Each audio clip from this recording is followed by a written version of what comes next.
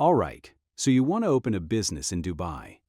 Zero income tax, a skyline full of glass towers, tourists and expats with real money to spend, and an entire industry of company formation agencies telling you it can be done in 24 hours. That's the plan in your head, and it's not a crazy plan. Walk through downtown Dubai or Diff C on any weekday, and it looks like the easiest place on earth to get rich. Every tower has a logo on it. Every co-working space is fully booked. Every second person you meet at a networking event has founder in their Instagram bio. You look at that scene and think, this place must be printing money for anyone who shows up. Zero tax, huge spending power, simple. Here's the problem. You are looking at the version of Dubai that the marketing wants you to see. The truth is that owning a business in Dubai is not really a tax-free business.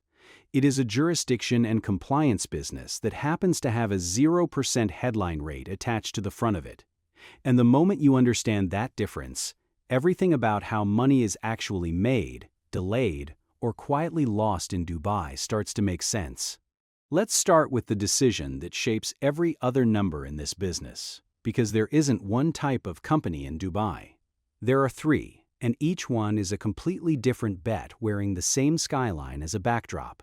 The first is a mainland company, licensed through the Dubai Department of Economic Development, or DD. Since June 2021, under Federal Decree Law No. 26 of 2020, foreigners can own 100% of a mainland company in most sectors, no local partner required. A huge change from the old rule that forced a 51% local shareholder onto almost every business. A small number of strategic sectors, banking, defense, insurance, some oil and gas activities, still require Emirati majority ownership, but for the vast majority of businesses, that requirement is gone. A mainland company. Why gives you the entire UAE market, no restrictions on who you can sell to. The second option is a free zone company. The UAE has more than 40 free zones, each with its own regulator, and every single one of them has offered 100% foreign ownership since the day they were created, decades before the mainland rule changed. Free zones are usually cheaper and faster to set up, but there's a catch built directly into how they're classified. A free zone is treated as a customs-bonded jurisdiction, which legally means it sits outside the UAE for import and export purposes. That means a free zone company generally cannot sell directly to a mainland customer, business or consumer, without routing the sale through a local distributor or agent who holds a mainland license. In March 2025, a new Executive Council resolution started allowing some free zone companies to obtain an additional mainland permit and trade directly, a real and recent loosening of the rule, though it doesn't apply to every free zone. DFC companies are excluded, for example. The third option is an offshore company, which can't have a physical office or trade inside the UAE at all. It exists purely to hold assets or shares, and it's a completely different tool for a completely different job. So before you've even talked about money, you've made a decision that determines who you're legally allowed to sell to. Now let's talk about what it actually costs to get the paperwork moving. Because the number people repeat, you can start a company for a few thousand dirhams, is technically true and almost completely misleading. A basic free zone license with a shared FlexiDesk and one visa allocation can genuinely start around AED 12,000 to AED 30,000 a year, roughly $3,300 to $8,200. That's the number in every ad.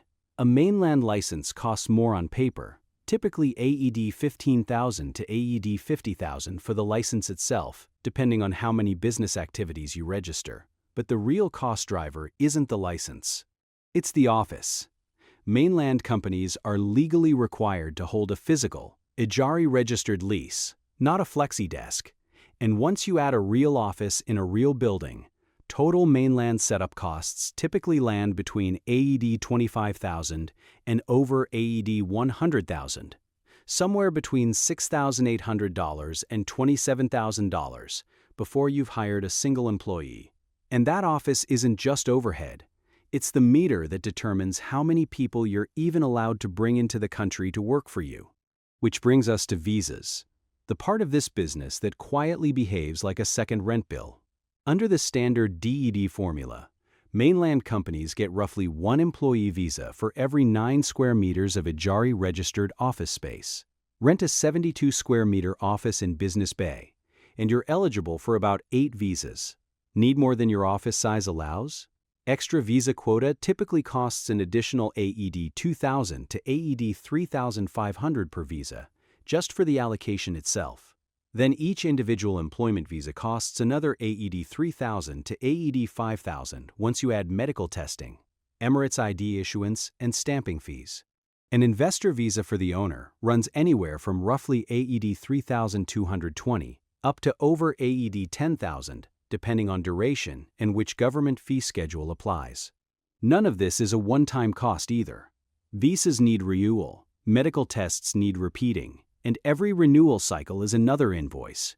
A 2-person consultancy with 1 owner and 1 employee can easily spend AED 15,000 to AED 25,000 a year just keeping their people legally allowed to be in the country, completely separate from salaries.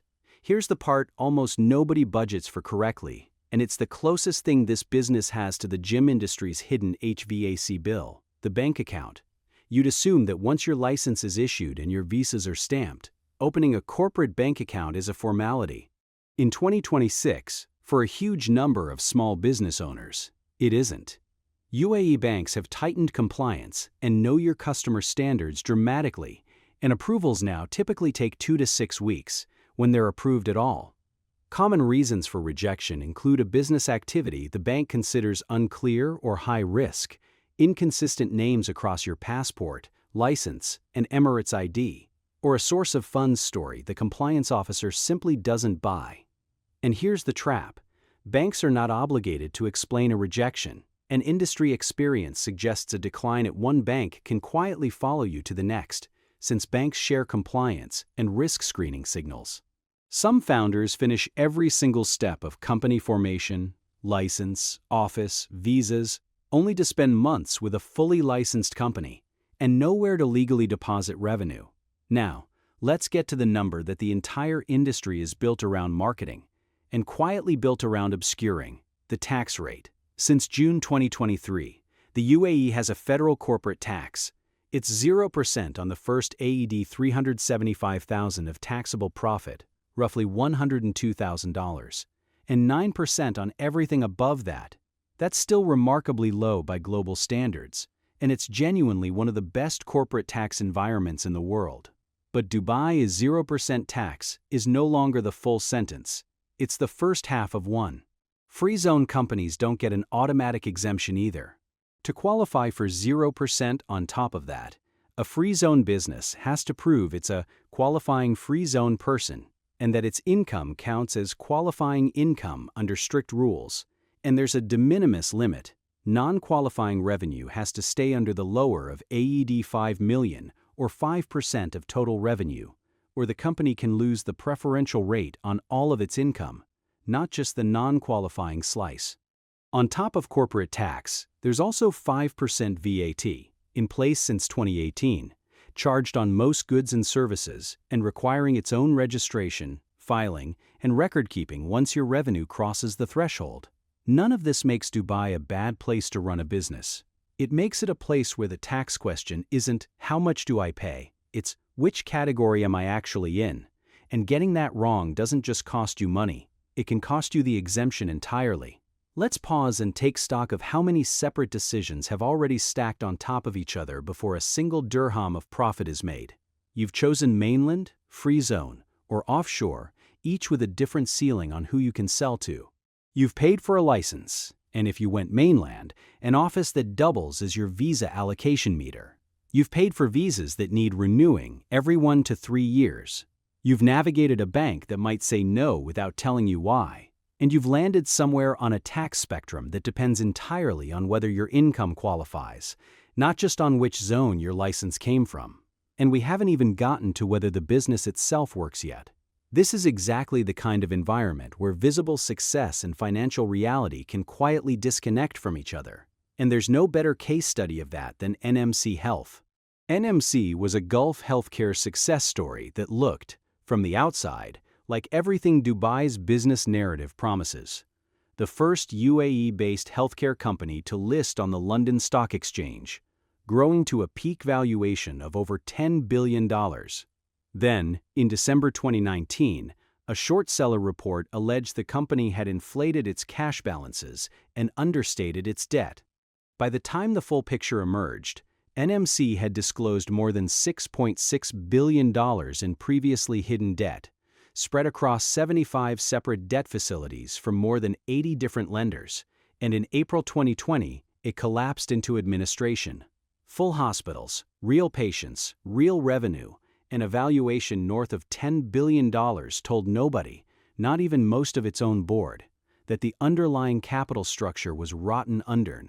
ETH. The lesson isn't that Dubai healthcare is risky. It's the same lesson the crowded gym floor teaches you.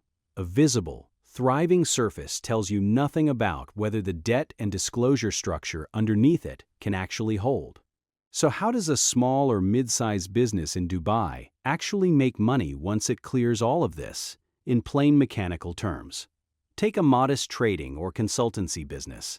Fixed annual costs, license renewal around AED 18,000, a small office at AED 60,000 a year, 2 visas and their renewals at roughly AED 20,000 combined, mandatory employee health insurance around AED 10,000 for a small team, and an agent or pro service to handle government paperwork at another AED 15,000 to AED 25,000 a year.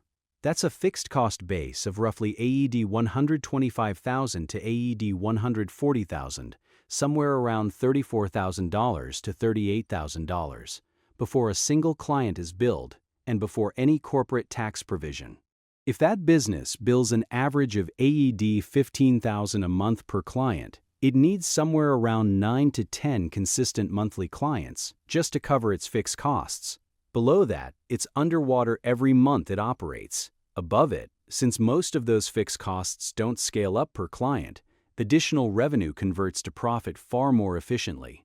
There's a lever available here that doesn't exist in most Western markets, and it functions a bit like the gym industry's shift towards semi-private training as a way around a hard ceiling.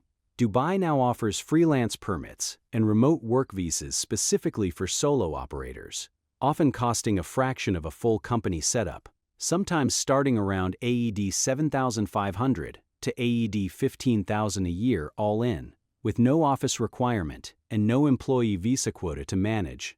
For a single consultant or creator, this sidesteps almost the entire cost stack above. No Ajari office, no visa quota math, often a simpler banking relationship.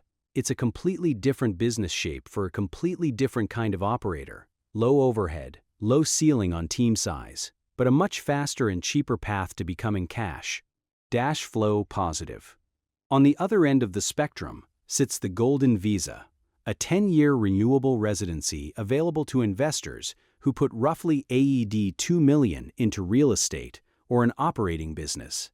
It doesn't reduce your operating costs at all, but it changes the entire psychological and legal footing of ownership, converting you from someone renewing a 2 or 3 year visa indefinitely into a long-term resident, which matters enormously for anyone planning to build something over a decade rather than exit after 18 months. Now, the psychology, because it matters just as much here as the spreadsheet. Thousands of company formation agencies exist specifically to sell the 0% tax, own it in 24 hours narrative, because that pitch converts. It's the Dubai equivalent of walking into a gym on a Monday evening and assuming the crowded floor is the whole story. Part of the appeal is genuine. The tax environment really is exceptional by global standards. But part of it is status. Telling people you have a Dubai company carries a specific kind of social signal in a lot of expat and online business communities, and agencies selling setup packages know that signal is worth as much as the paperwork itself. Once someone has paid the setup fee and gotten the license certificate, there's a strong pull to keep going, to make the investment feel justified, even as visa renewals, bank friction, and tax registration pile up quietly behind the glossy PDF certificate on the wall. It's also worth noting how fast the ground actually moves here. because that's part of the real cost of doing business in this market. Staying current. The 100% foreign ownership rule for mainland companies only arrived in 2021. Federal corporate tax didn't exist at all before June 2023.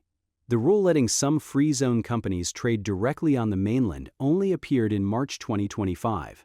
Anyone who set up a company even 3 or 4 years ago built their entire cost and tax model around rules that have since changed, sometimes in their favor, sometimes not. And staying compliant means treating how Dubai works as a moving target, not a one-time decision. So let's put it together across a full year, because two very different versions of this business live inside the same headline tax rate. In the optimistic scenario, you picked the right structure for what you actually needed: a mainland license because you needed the whole UAE market, or a lean free zone plus distributor setup because you didn't, your bank account cleared without drama, and your income comfortably qualifies for the tax treatment you expected. A small consultancy or trading business under those conditions can generate AED 800,000 to AED 2.5 million a year in revenue, roughly $220,000 to $680,000, with a net margin of 15 to 25% once the fixed cost base is covered, translating to an owner take-home somewhere between AED 120,000 and AED 500,000 a year.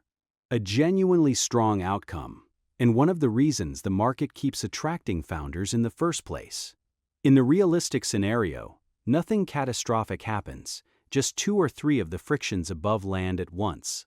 The bank account takes 10 weeks instead of 2, burning cash reserves before a single invoice can even be issued. A chunk of revenue turns out to be non-qualifying income, pushing more of the year's profit into the 9% bracket than the founder modeled for. And the free zone license, chosen for its lower upfront cost, turns out to block a distribution deal with a mainland retailer until a local agent is brought on and takes a cut of the same revenue. None of these are dramatic failures. No scandal, no headline, just a slower ramp, a slightly higher tax bill, and a slice of margin quietly redirected to a distributor, compounding month after month until the number at the bottom of the spreadsheet looks nothing like the 0% tax pitch that got the founder excited in the first place. So if you do decide to open a business in Dubai, remember the one thing that actually determines whether it works. It was never really about how low the headline tax rate is. It's about whether you understood, before you signed anything, exactly which zone, which license, and which bank you actually agreed to operate inside of.